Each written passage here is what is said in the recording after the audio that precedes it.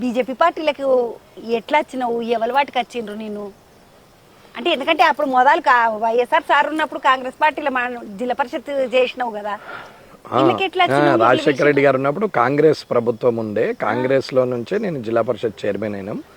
తర్వాత ఆయన చనిపోయిండు. నేను 2011 వరకు జిల్లా పరిషత్ చైర్మన్ ఉండి 12 నుంచి ఖాళీగా ఉన్నాం. తర్వాత వైఎస్ఆర్సీపీలో జాయిన్ అయ్యాం. మళ్ళీ తర్వాత తెలంగాణ రాగానే వదిలేసినాం.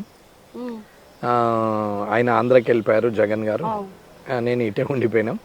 తర్వాత 2017లో ఏదో ఒక నేషనల్ పార్టీలో చేరాలి అని అంటే సరే మోడీ గారు చేస్తున్న పనులు బాగున్నాయి కదా, నేషనల్ పార్టీ కావాలి కదా అని బీజేపీలో చేరడం జరిగింది. నేను ఎవరు తీసుకుపోయినా బీజేపీ పార్టీలకు? అప్పుడు లక్ష్మణ్ గారు, హైదరాబాద్ లక్ష్మణ్, కోవా లక్ష్మణ్ గారు, డాక్టర్ లక్ష్మణ్ ఎక్కడే నాకు ఆయన కూడా బాగానే అన్న పార్టీలకి వచ్చినావు కదా.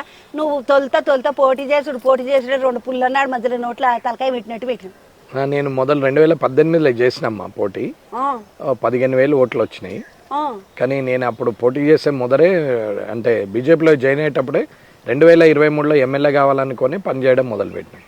2018లో కాని పని అనేది నాకు కూడా తెలుసు. ఎందుకంటే రాగానే గెలవాలంటందుకు మనం ఏం సినిమా హీరోలం కాదు చూడకపోతే కాబట్టి ఆలోచన చేసి 2023కు ప్లాన్ చేసి 2023 గెలిచినామమ్మా. అన్న ఇప్పుడు కేసీఆర్ సార్ ఉన్నాడు, అప్పుడు ఆయన సీఎం పెద్ద సార్, ఇటు రేవంత్ రెడ్డి సారు పార్టీ అధ్యక్షుడు, ఇద్దరు పార్టీ అధ్యక్షులు, ఒక ఆయన సీఎం కూడా.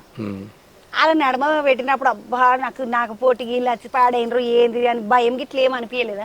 ఏం లేదమ్మా, గెలిస్తే ఇలాంటి దేవుళ్ళ మీదనే గెలవాలని ఇంకా గట్టిగా పనిచేసినాం తప్ప భయపడలేదు. గుర్తింపు వచ్చేది కూడా అట్లనే గుర్తింపు వస్తుంది. కొడితే కుంభస్థలాన్ని కొట్టాలి కానీ చిన్న చిన్నగా ఎందుకు అన్నది ఒక ఆలోచన ఉండేది. సరే అనుకోకుండా టైం కలిసి వచ్చింది. ప్రజలు అప్పటికే 5 సంవత్సరాలుగా పనిచేసినాం కాబట్టి వాళ్ళు వచ్చినా నాకేం పెద్ద ఫీలింగ్ ఏం లేకుండే. నేను ప్రజల్లో అప్పటికే నాటకపోయినాం, అందరికీ సొంతంలాగా అయిపోయినాం.